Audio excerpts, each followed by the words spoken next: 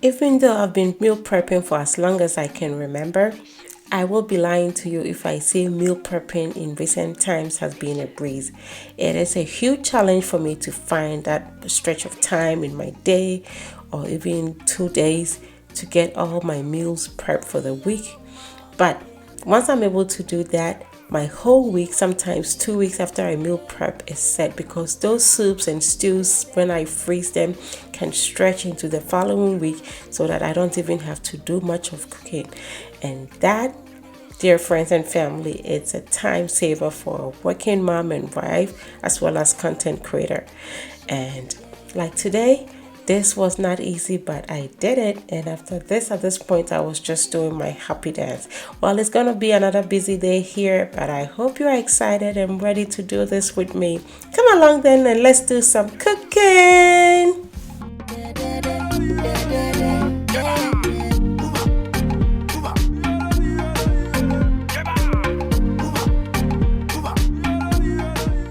For my onions and garlic, I just like to get them ready, peel everything, blend what needs to be blended, chop what needs to be chopped, and work with it as I go. And if I happen to need some more, I just get them. I actually really love cooking with lots and lots of onions, so most likely I'm going to get some more. But for now, this is going to be enough to be the base of everything. Delicious.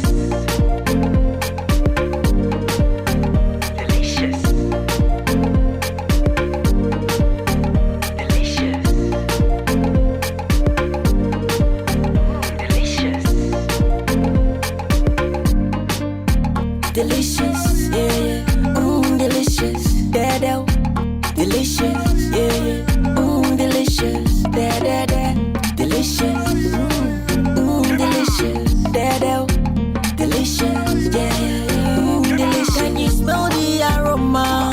Yeah, from Kwankyewaa's kitchen, yeah, da da, delicious, yeah, yeah. We compost for our little backyard garden, so all the food waste, the peels and everything else that can decompose, we put it into our composter outside and eventually it turns into compost, or we make some compost tea for my plants. Having this bucket here, it's just going to be a reminder and also make it easier for me to just put everything that is going into the composter in it. And at the end of my cooking, it just goes straight outside. This way I don't mistakenly put stuff that I would need for my composter into the trash, which I do a lot on days that I'm super busy and just trying to rush through things. From Kwankyewaa's kitchen, yeah, delicious, yeah, yeah, delicious, delicious, yeah, yeah, delicious, delicious, delicious. I've washed my onions. I have my ginger peeled as well as my garlic. I'm going to chop up all of my ginger, add my garlic and some onions to that and blend.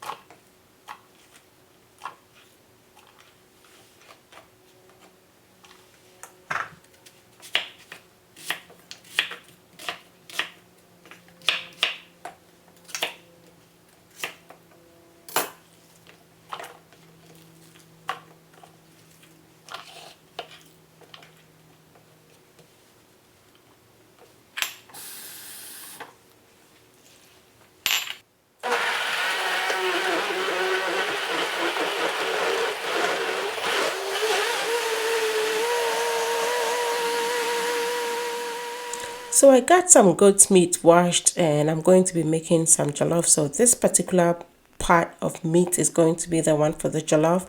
I've added some of my blended onion and garlic, adding some salt as well as black pepper.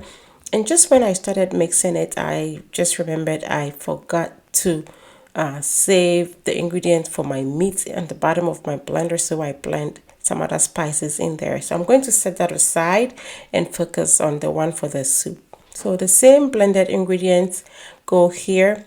Add some water and salt, give it a stir, and I'm just going to let it cook with that little bit of water so that the meat gets a chance to just absorb all that onion, garlic, and ginger on it.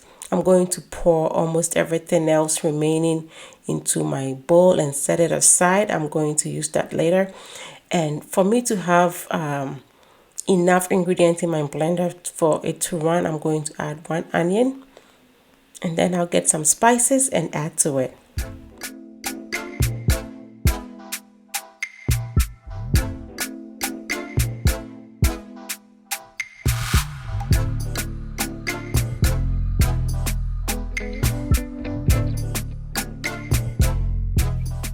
Into my blender, I'm going to add some calabash nutmeg. I have about 6 of them in there. I'm going to add some cardamom pods, about 4. It's also very good in your tomato-based stew. So 1 star anise is all I need. This is very potent. You don't need too much. It's going to overpower everything. I'm also going to add some coriander seeds, just about a spoonful, and about maybe 1 teaspoon also of anise or anise seeds, and that is what we call nkitinkiti. These are very good in your stews. Ideally, I would have toasted them, but it's also okay when you blend them and add. I've poured pretty much like 3/4 of these blended ingredients into a bowl. Just a little bit poured onto my meat, because remember I already blended some onion, garlic, and ginger that already is on the meat. I essentially just want some of my spices or the other seasonings to be in here. So really rinsed out my blender with some water, rinsed the lid as well, because we can't let anything go waste. I'm going to mix it all up, make sure that my meat is well covered. Cover my pot, and I'm going to actually cook this outside because I'm trying to maximize time. I find out that in meal prepping, even though it's so overwhelming, the most essential thing is to start, and start wisely. So I know I'm making soup. I got my meats cooking now, starting to cook actually, and I've blended some ingredients set aside. That's the onion and ginger paste.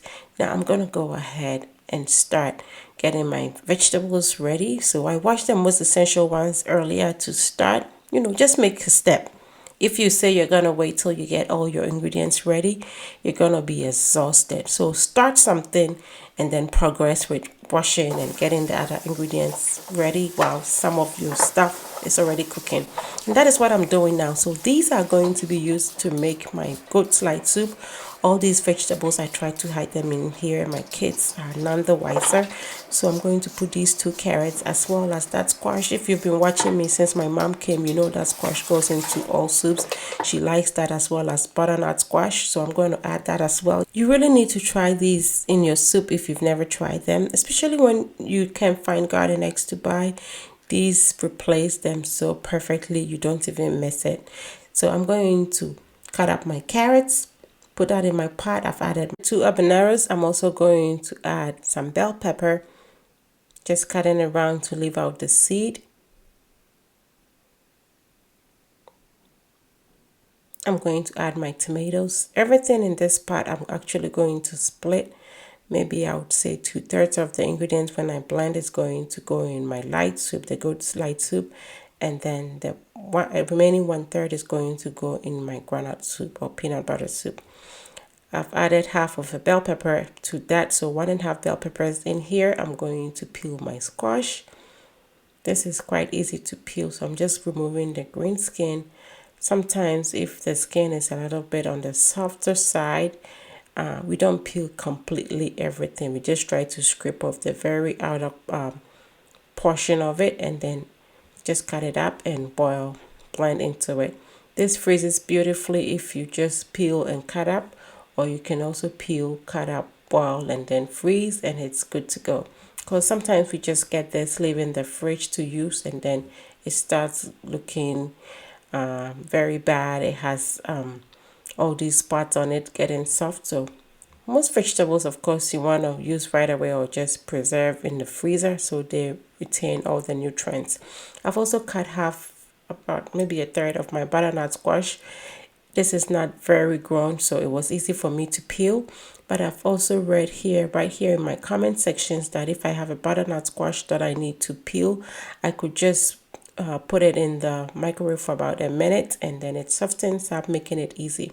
So if you have a huge one which is giving you trouble, please do that so you prevent any injuries. You know, it could just really roll off when you try to cut and cause you some harm. I'm going to bring this to a boil as well.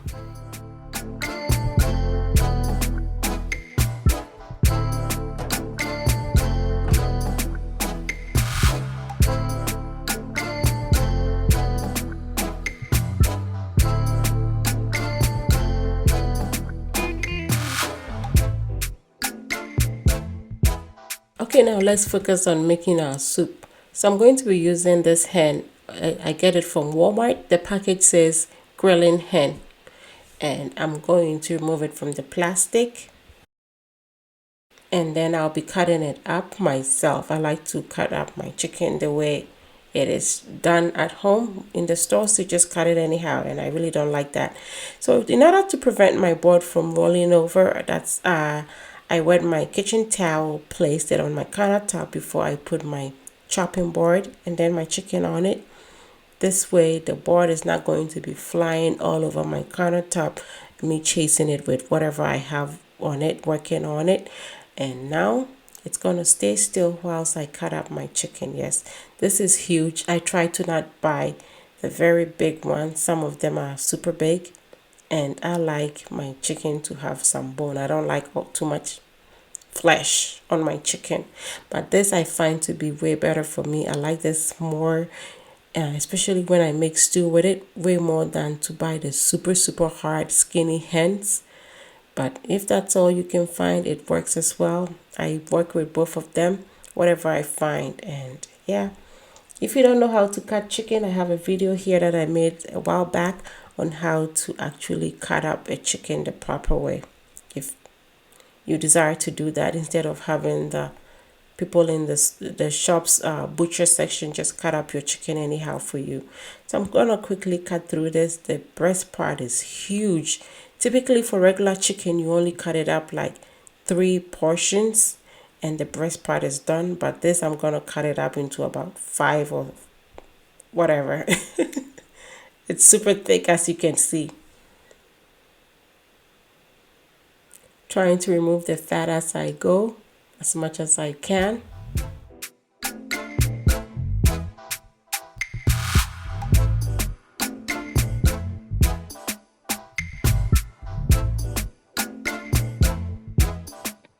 Okay, now that our chicken is cut up, let's give it a good wash. I'm going to get some water on it to cover everything, and then to this I'm going to add a little bit of distilled vinegar or white vinegar, just to make sure that my chicken is properly washed. Whilst I'm washing, I'm trying to remove as much of the fat off as I can, as well as that slimy film that is between the skin and the meat itself. So I'm just trying to clean my chicken as much as I can. It is a little bit on the fatty side, and even though I tried to cut off a lot whilst I was cutting up my chicken, it's also good for me to just try to lift under the skin and get as much of it off as possible. And they always, I don't know how the chicken is clean these days, but the feathers that you find on the chicken is just ridiculous. It's just too much, way too much.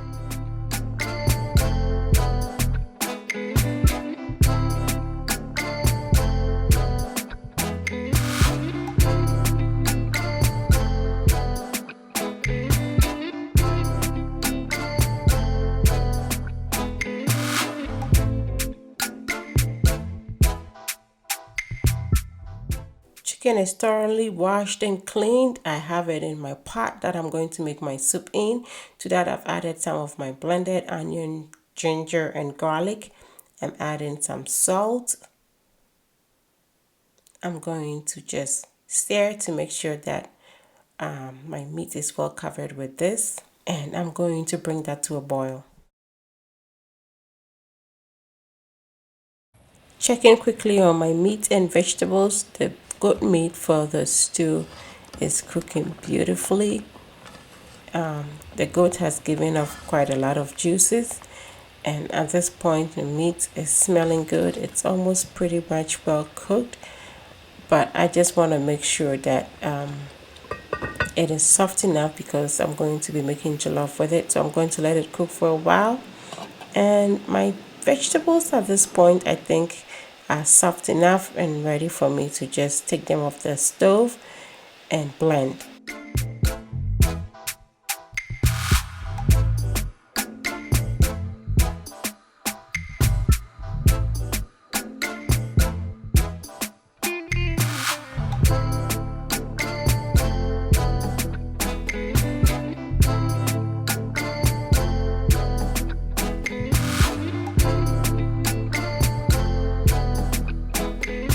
I'm going to be frying my goat meat, so I'm going to just remove them from the stock, and I'm going to save the stock, which is going to go in my tomato stew for my jollof. But I want to make sure my meat has no liquid on it, so I'm just straining that out, and then I can go ahead and fry. You can definitely cook your meat in your air fryer at this point, so you don't have to put it in oil, or you can actually make it in your oven as well. Parchment paper lined on a baking sheet, and this goes on top of it. It bakes beautifully. I'm just going to go inside and fry my meat. So in my pot, this is what I'm going to be making my stew in. I'm going to be adding some oil.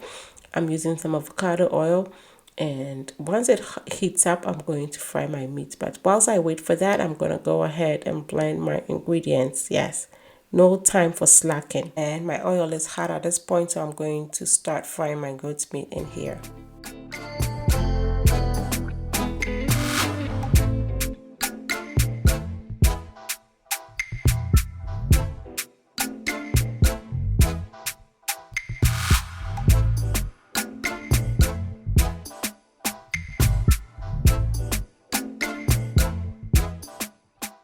I typically make my own peanut butter at home, so I am going to be doing that.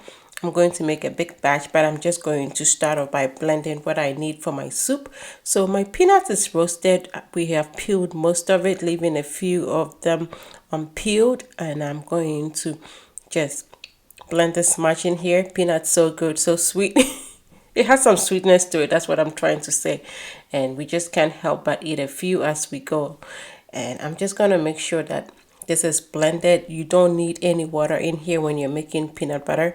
I'm using the dry grain jug of my Vitamix blender, and this makes perfect peanut butter. You definitely want to use your pestle to propel to help everything move. You don't want it to just be trying to blend on its own without you helping it turn whatever you're blending. And gradually it's going to start turning liquidy. Yeah, I'm getting my peanuts as I go. So the peanut butter is done at this point. I'm just going to set that jug aside so I can blend the ingredients for my soup. And as soon as it's done being blended, I'm going to pour it right here over my meat. I'm not going to forget the fact that I'm splitting this. I'm going to be saving some of it for my granite soup. And so I'll set that aside. The stock, the liquid from my vegetables when I boiled, I'm not going to let it go waste. So I am just straining it so I get just the liquid. And once that is done in here, I have rinsed out my pot with some more water and added that into my soup. I'm going to stir now and let this come to a boil or cook through. I am making food too. You're making food too? First, I put some sugar in. I think I'll need a little salt, but I'll come back. Butter. And salt.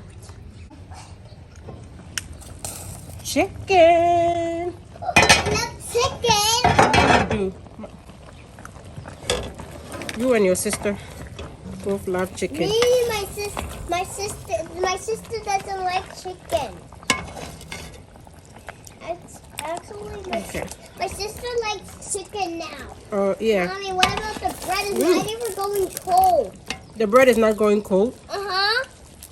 Why not? I don't know. It's not going ice. Oh. some soda? Mm-hmm. I need help opening it. I think I can open it by myself. But super thick. I got a good goat. The Your goat fish? is, yeah, very flavorful. I found a place. Mom, can you Much help better. me open it? Thank you, sis. Goat's meat is fried now. I'm going to bring it out of the oil so I can start making the stew.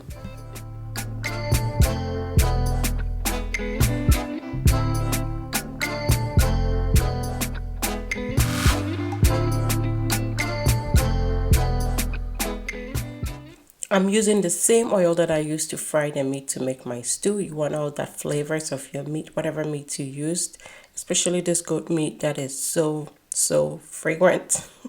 I want it to be maintained in here. So I've added like half of a large onion that has been sliced in there. I'm going to fry until it caramelizes. Meanwhile, I'm going to be blending my peanut butter. Actually, I'm going to add some water to blend, and that is how I'm going to mix that peanut butter to pour into over my meat to make my soup. So this at this point is just like how you would just try to mix up your store-bought peanut butter with water. I hardly ever do it with my hand, even if it's peanut butter pre-made. I put it in my blender, add water, and just blend, and then it mixes it beautifully.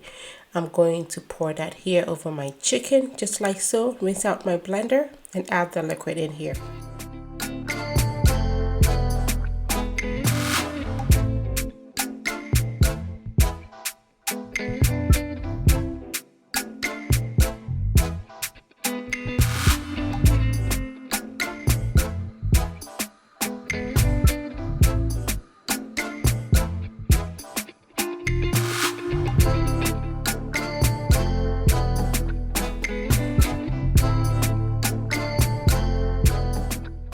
My onion is perfectly caramelized. At this point, I'm going to add some curry powder in here.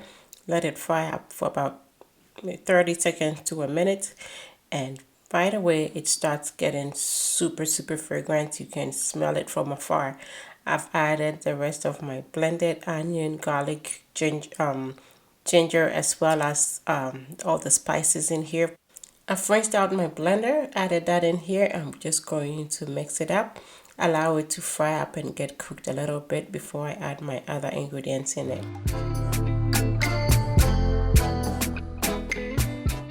So now I'm going to be adding my tomato puree. So this is actually store-bought and it was a big can. We used some the week before and the rest had been frozen. I have thawed it out and I'm going to add some in here. Stirring it, I feel like I could use just a little bit more, so I'm going to add just a little bit more of the tomato puree. This is as thick, almost as thick as tomato paste, and that is all I'm going to be using. And I also have made my own homemade tomato puree out, more like sauce, and that is going to go here. So instead of having fresh tomatoes to deal with, I always try to make my jollof stew a little bit easier so on me, so I didn't have to use fresh tomatoes and cook it all the way down on a day that I'm so busy. I did that ahead of time. Like typically I actually have my tomato stew made way ahead of time, so my meal preps, I don't have to do all this that I'm doing right here. So now in goes my homemade tomato sauce or puree. I'm going to just make sure that I scrape off everything from my bowl. Give this a stir, let it simmer down. It's gonna cook for quite a long while. I want the tomato stew to be very well cooked to make this jollof. And I'm intending to split this and save some in the freezer for jollof, watch it next time. So definitely the stew has to be very well cooked.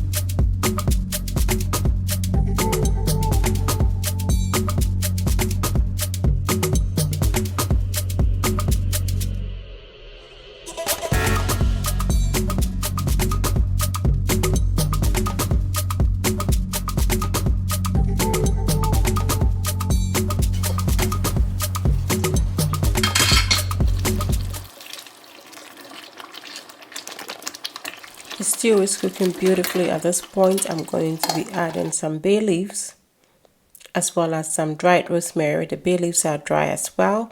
Give it a stir. You could choose to blend your rosemary. My mom actually sometimes blend the bay leaves as well, but I just like to put them in whole, let them just give off their flavor and fragrance, aroma. And rosemary you could blend as well, but in here like this in little pieces, I like that as well. So I'm just going to let it be like that. And now I'm going to get ready to make my eggplant stew. These tomatoes, the cluster in my hand, actually comes from our garden.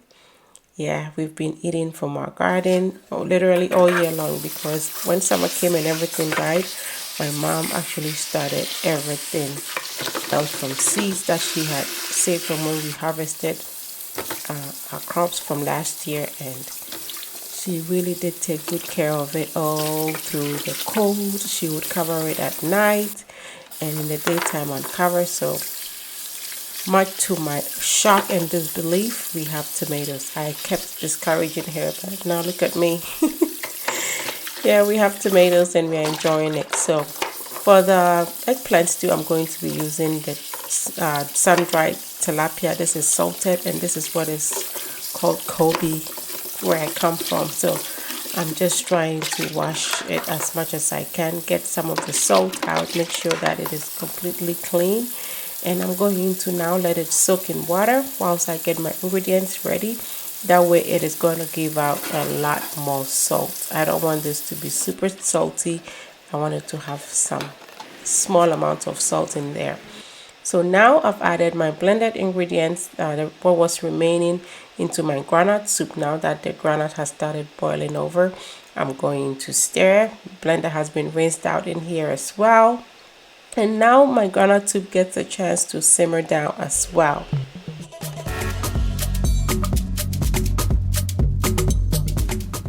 I'm going to be dicing my eggplant. They've already been washed. I'm just gonna go ahead and cut it up into beautiful dices. And that is what I'm going to be making my stew with. These were not very seedy. The seeds are very tiny in here, which is perfect for me because I don't have to worry too much about having too many of the seeds in my stew. You know, eggplants can never be like regular garden eggs. These have so many seeds. I mean, that is what they typically do have, but this one is just not that bad, and I'm super excited.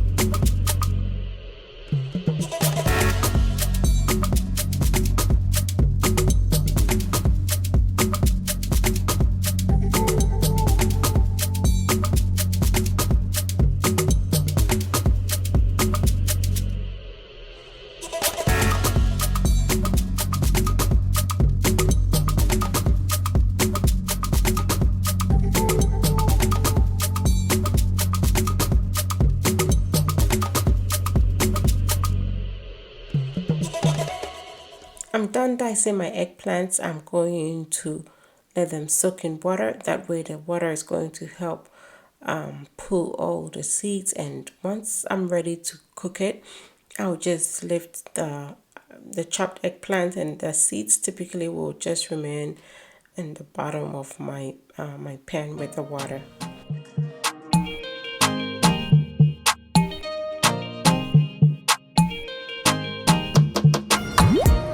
And the light soup is done. We can go eat some dinner.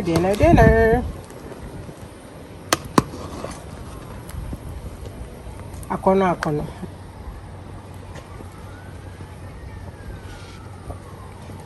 And we just made it.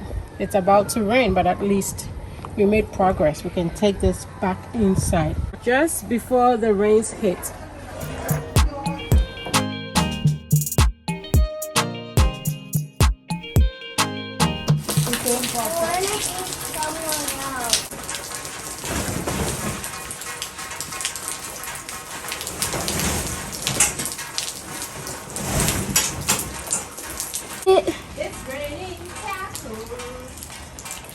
This is the perfect song.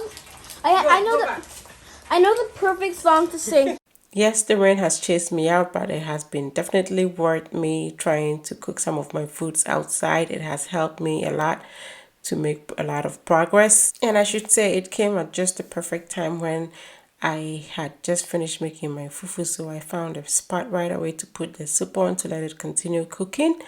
And now I'm just going to dish out the fufu so we can eat. And then I'll keep on doing my work.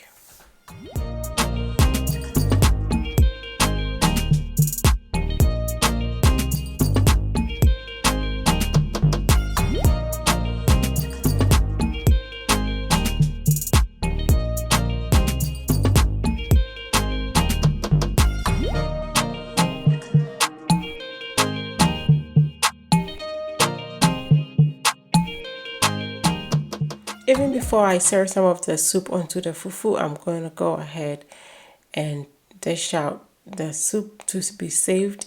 And then after that, we can go ahead and use the rest to eat our fufu.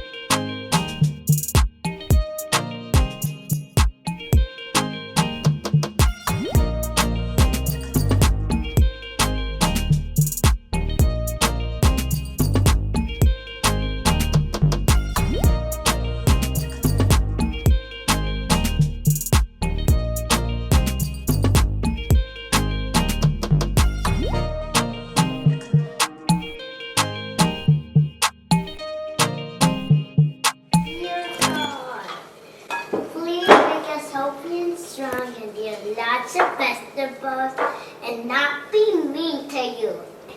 And never let our cousins say that our elf is not real. In Jesus' name, amen. And Jesus, Hey, I've already forgotten how to. Thank you.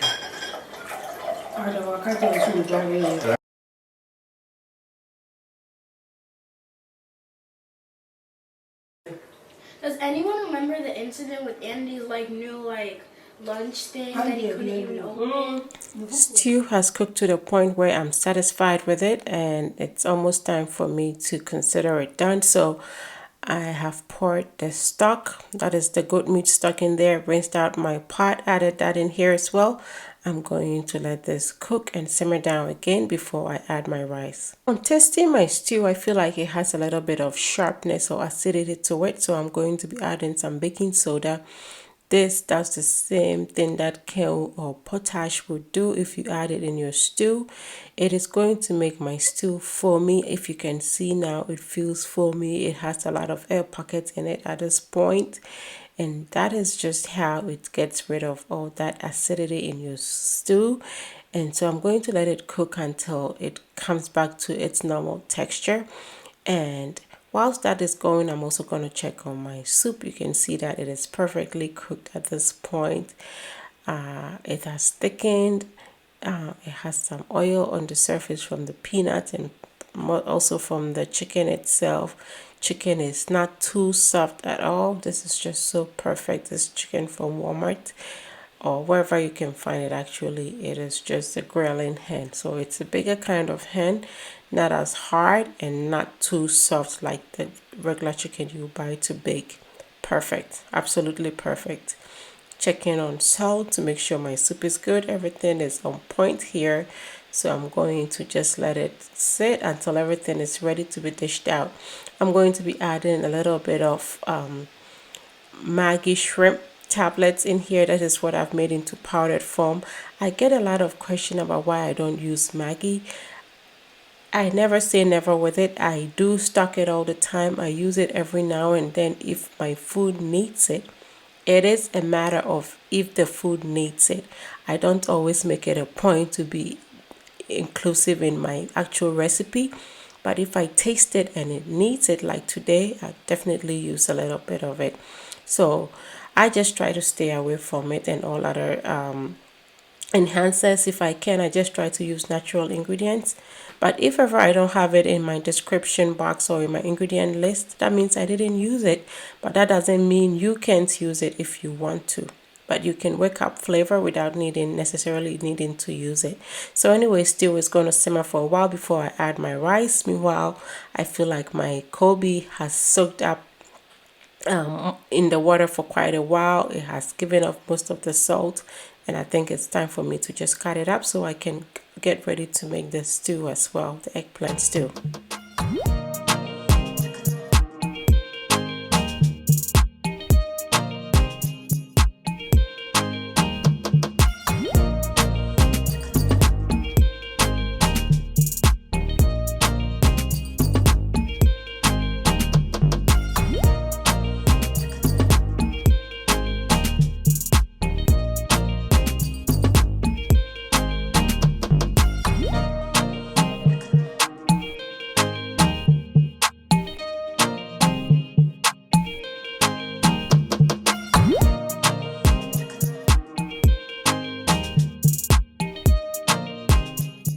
The oil is hot now for me to fry my Kobe, so I'm going to put them in right here and let them fry. I like to have it fried in my stew, get it crispy, and then all the flavor that it gives in the oil is going to go and be part of my stew, so it makes your stew actually smell absolutely good and taste delicious. So I'm going to let this fry until it is almost crispy. Bring it out of the oil and start making the stew. Meanwhile, the tomato stew has cooked to perfection. At this point, you see the oil come on the surface. I'm going to scoop just a little over half of what I made, and I'm going to make my jollof in what is remaining in the pot. What I'm scooping is going to actually be used to make wache another time, so that is why I am trying to make sure my stew is perfectly cooked for that purpose.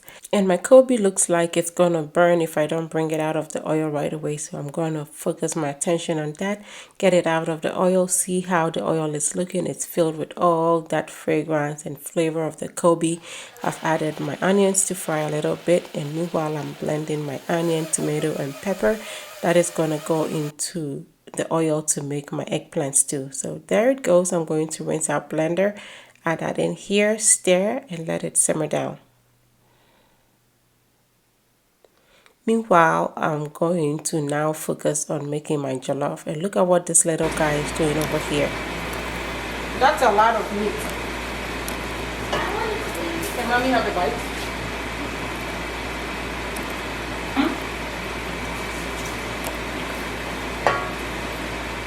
So I've washed my rice. I'm going to add it into my stew and let it start cooking the jollof.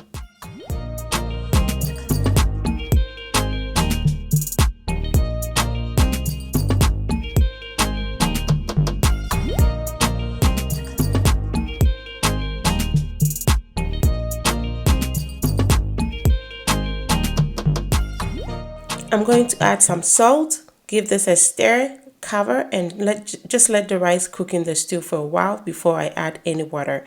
I'm intending for this jollof to be extremely stewy, very rich on that regard.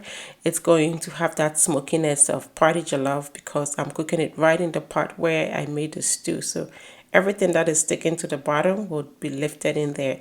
I added some remaining blended onion to my eggplant stew, and now I'm just going to be getting my eggplants rinsed out of the water and hopefully leave a few of those seeds in here. And remember, I said the seeds are so tiny, it has very little seeds, so it's not really much of a problem, thankfully. Got quite just a few seeds falling out in the water, but at least I did get something out. And now I'm going to pour this into my stew. I'm not going to pre-cook the eggplant at all. I'm just going to let it cook right in here, and it is just going to get cooked eventually. You just want to make sure that once you cover it, you allow it to cook on low to medium heat for the longest time. I'm going to actually cook this undisturbed for about 10 minutes before I stir it. That way, just the vapor and the moisture in the stew is going to keep your eggplant cooked. And that way you have all your nutrients just living in your stew and going nowhere else.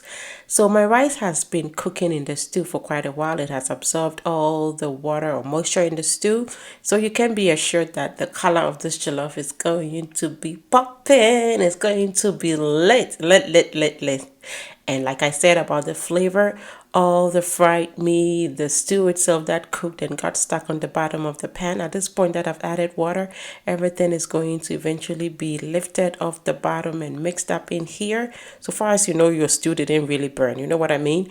But all the flavors come in here to give it a little bit of smokiness and just a little bit of darker color.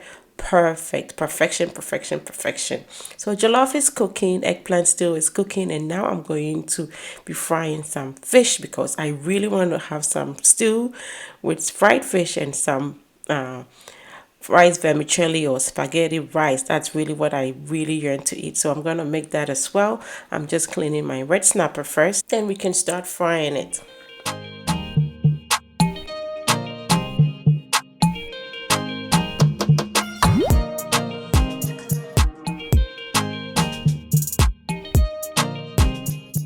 I'm done trimming the fins of my snappers. I'm going to give them a good rinse and clean, I should say, with some lemon. So I'm going to use 2 large lemons. I've cut them up, squeeze the juices on it, and now I'm going to use the half lemons to just go and just rub around, especially on the inside of my fish. Make sure that it is very well cleaned before I rinse it off.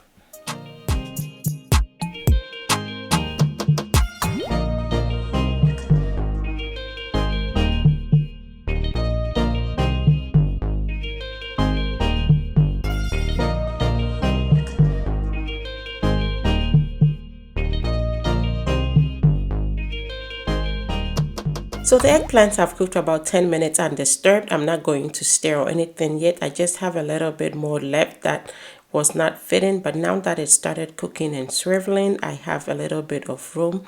So I've added that, covered it. I'm going to wait for a few more minutes before I stir. And at this point, jollof, you can see, is looking lit. It's not all the way cooked. It's about halfway cooked, but I'm going to add the goat meat now whilst there's still some moisture in the jollof. This way, the goat meat gets a little bit of moisture to cook a little bit. You don't want it to be super dry. My family doesn't like dry meat. I love dry meat, but my kids and their dad, no. So going in here now, I'm going to add 1 small onion that I've cut into 2. I'm just going to place it in here. It's going to introduce a lot of flavor into it. Actually, for party jollof, they do this, especially when it starts having that smokiness, you know, too much of it. You just want to balance it out a little bit. So the onions bring a lot of fragrance into your jollof. So putting it in here at this point is going to make my jollof smell even more nicer. And anyway, I'm going to be cutting up my snapper now. To ensure that the flavor gets into my fish perfectly, I'm going to make these incisions on each one of the pieces. That way all the seasonings that I apply will be able to just seep into it the more. And then I'm gonna go ahead and fry this.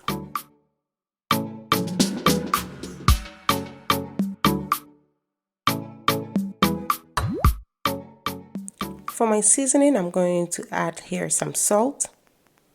I'm also going to add a little bit of black pepper, some Old Bay, just a little bit of it is all you need for that flavor in your fish. I'm going to be adding a little bit of granulated garlic as well as onion, a teeny weeny bit of ginger powder as well. And now I'm just going to try to toss this a little bit to coat my fish. I figured I might as well just rub my hands around the fish to make sure that the seasoning gets to every part of it. This is snapper, okay? You paid all that money for it. You want to make sure that when you eat it, you feel like you're eating your money's worth. And the seasoning and everything that goes in here is going to determine that. I've set that aside for a while. I'm going to focus on my stew. You can see that the eggplant has softened without me even trying to bother it. It has cooked all the way to the point where it is super soft. I'm just stirring to make sure that the pieces that were still hanging on the surface get a chance to absorb some of the stew as well. It smells so good. That Kobe fragrance in here, this is really gonna be perfect. And you can see it's all natural ingredients, no tomato paste, nothing in here yet, just fresh ingredients. I'm going to reintroduce my fried fish in here. That is the Kobe, and you want to place them strategically because you don't want to be stirring too much and just getting that fish, you know, to fall apart. It has a lot of bones, so trying to make sure that you don't break them into tiny pieces is going to be helpful.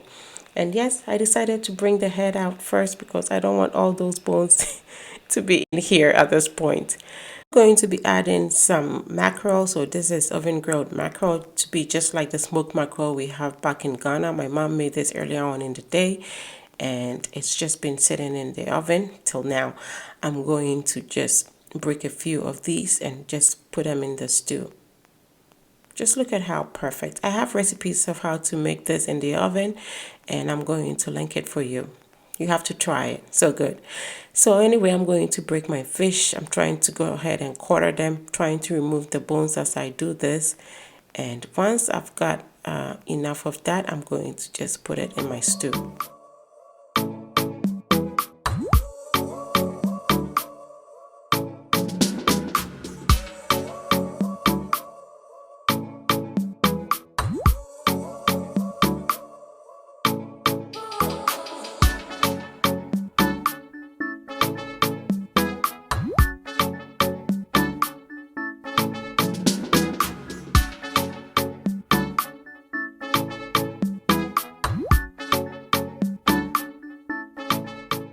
So the remaining mackerel I'm going to place in Ziploc bags, and then they go in the freezer. We like to make soups with them. If we have to make another stew like this or whatever, we can actually eat some banku with it, or just your rice, whatever. It is 100% cooked at this point. You can eat it at this point just like it is. So we just store them in the freezer and use them as and when we need them.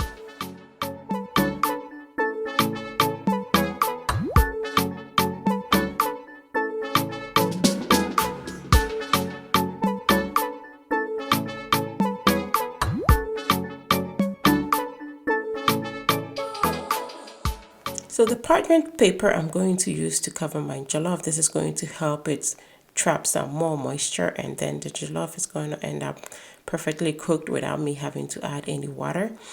And yeah, I thought I could do it with just my hand, but the lid at this point is hard.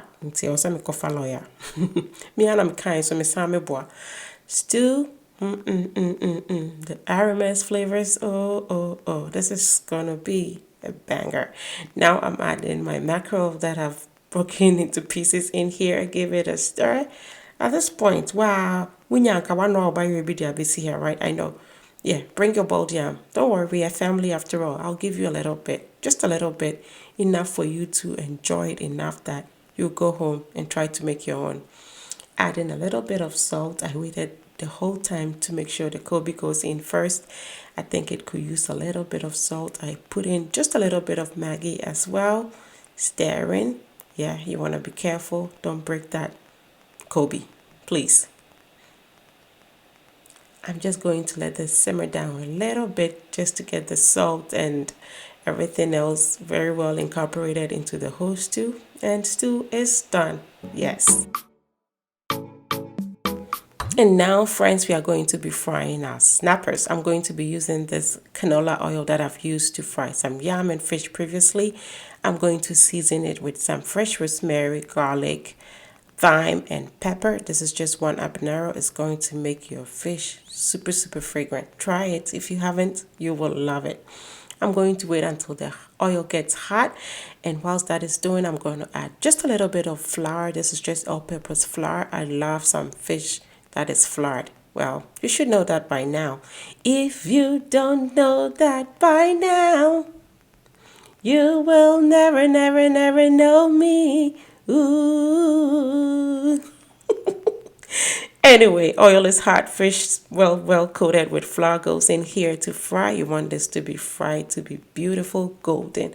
Just look at this. Just look at that jollof. Perfect. The parchment paper always does it for me.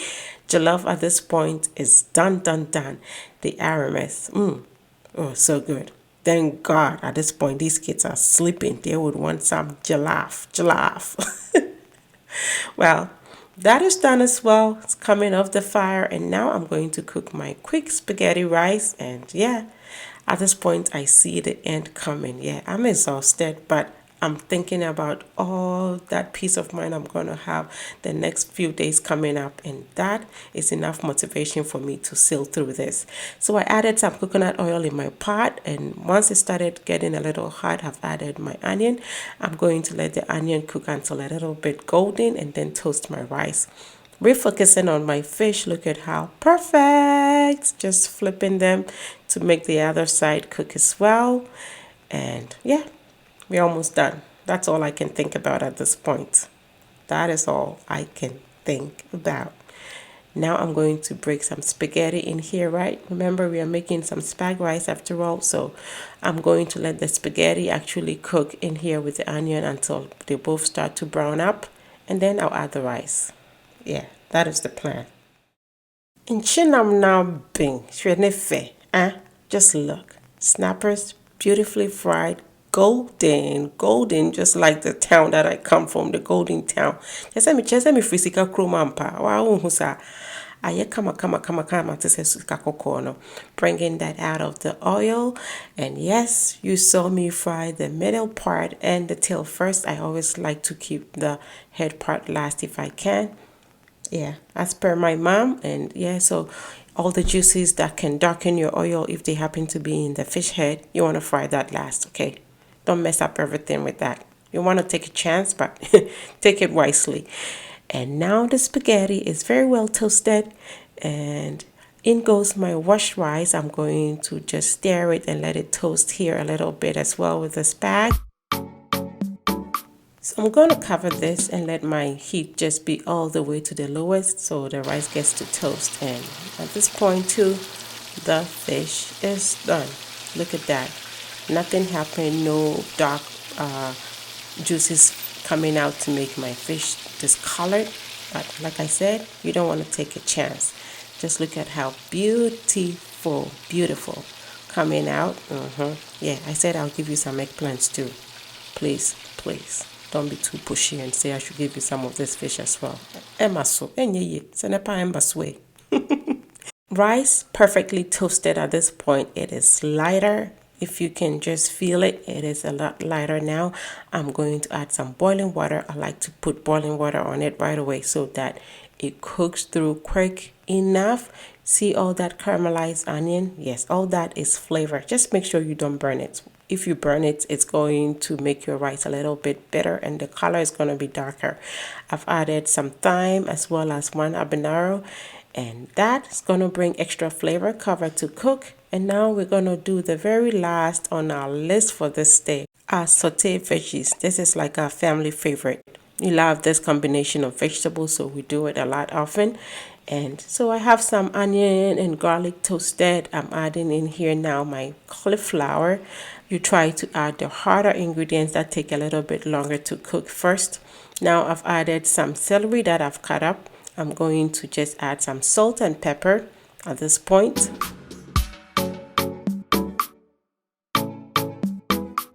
Give it a stir.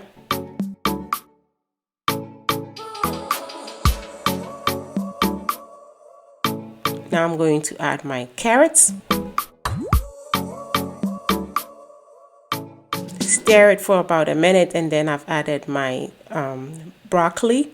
Like I said, you want to add the harder ingredients first so everything cooks together perfectly. I've covered that just to let the steam cook it a little bit through. Check in on that rice. Do you see what I see? Do you see what I saw? It is turning out so good. At this point, you can tell from my excitement that I'm so done and ready for this to be done. so I can get some rest. Yes. And look at how soft the vegetables have become now. I've added a combination of peppers. Just for all that color, you want to choose different colors as much as you can. I want to eat my ingredients, but I also like to be attracted by the beauty of them. So yeah, all those colors, perfect. Eat the rainbow. Cover. And now this team has cooked that through a little bit. I'm going to add my cabbage, which is like the very soft of the ingredients. Stir that in here. Yeah. If you find a few pieces stuck together like that, yeah, you want to go in there and just try to flick it apart. Yeah, that is totally allowed. And look, just look at that beauty. Just look at how colorful this is. This is so good. Very simple, but absolutely delicious. I'm also going to be making a little bit of a slaw for the white rice. So I'm cutting up some coriander or cilantro. The first batch that I cut and pushed on the side is going to go in the slaw.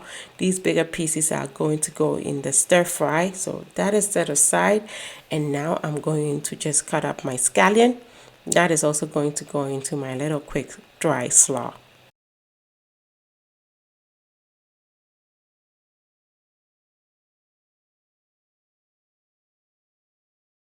I'm also going to slice some red onion. I'm specifically using red onion for color. You can use whatever onion you like, but like I said, for color, I like to use the red. I'll also shred some cabbage. I'm using a mandolin slicer, and this has a base to it. I just like to stand it up this way. I'm much faster with it. It has a container that could collect everything. I did some carrots as well. I'm going to just mix everything together. Add just a little bit of salt just for taste, and that is pretty much all there is to this very dry slaw. I like this with rice and stew a lot. So that is done, and this also almost done. I'm going to add my red onions and then the coriander or cilantro to it. Give it a stir and turn off the flame. I just want these to retain their color, especially the onions. So this is done. Very simple, very easy. Remember, this is a meal prep. You're going to be warming your food. This is going to be intended to be eaten hot as opposed to the slaw. So you don't want to overcook it. And now let's freshen up the whole house with a little bit of homemade potpourri.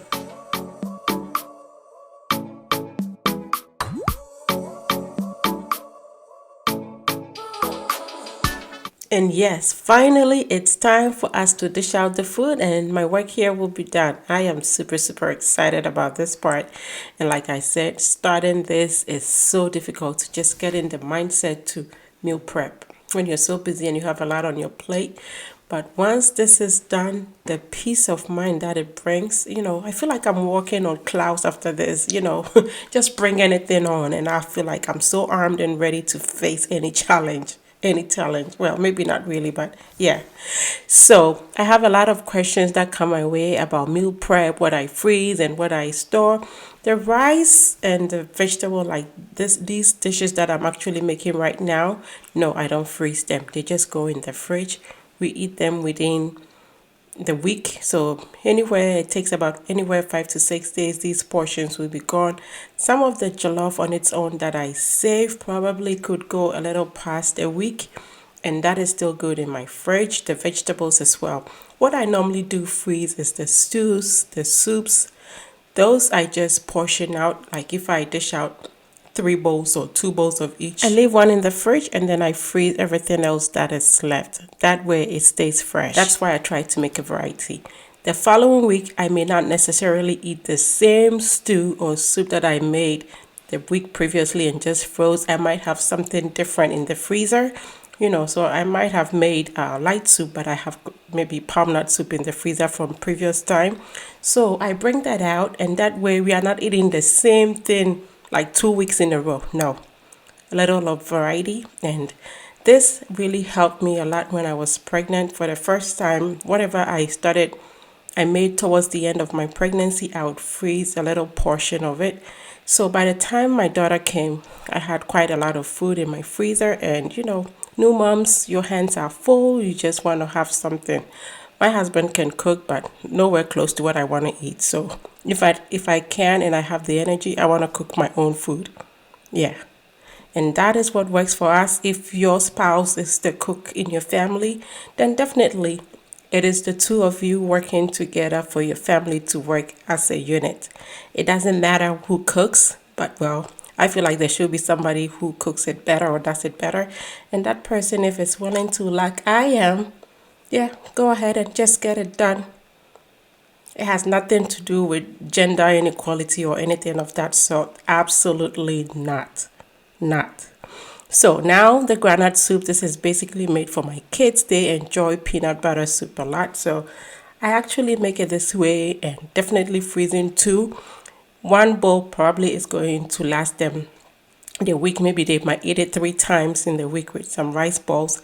So that works perfectly for them, and I freeze the rest. So I try to have granite soup in the house almost all the time, because if everything else fails, rice balls and granite soup is going to be eaten by my kids. They will happily eat that.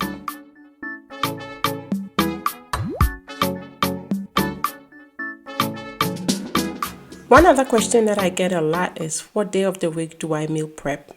I work the weekend, so I work Thursday through Saturday. So absolutely not possible for me to meal prep on the weekend. My weekend actually starts on Sunday. And of course, Sunday is a busy day with church and other activities. So definitely, I don't cook on Sundays. I most likely cook on Mondays or Tuesdays. I try to avoid Wednesdays because I want to give myself that extra day to rest and do other little things if I need to. I don't want to be up on my feet all day and then go back to work and be, up on my feet literally 3 straight days. That's just too much. So I try to give myself a break from when I take my days off, and then also a day before, give myself a full day of rest before I go to work. Well, just look at this. Everything is all set and ready to just be covered and put in the fridge and freezer. These bowls I get from Amazon. They are very, very good. I've had some of them for about 3 years. I've bought other ones in other shops before and they broke. So I really, really like these ones. And these small round containers that I put the raw slaw in, I got from Amazon as well. The brand is called Weck. I love to put overnight oats in it, or my granola or parfait. Perfect to bring along, but I had never thought to put my raw veggies in here, and it's so perfect. You could actually put a little side salad in there and just save, and that is perfect.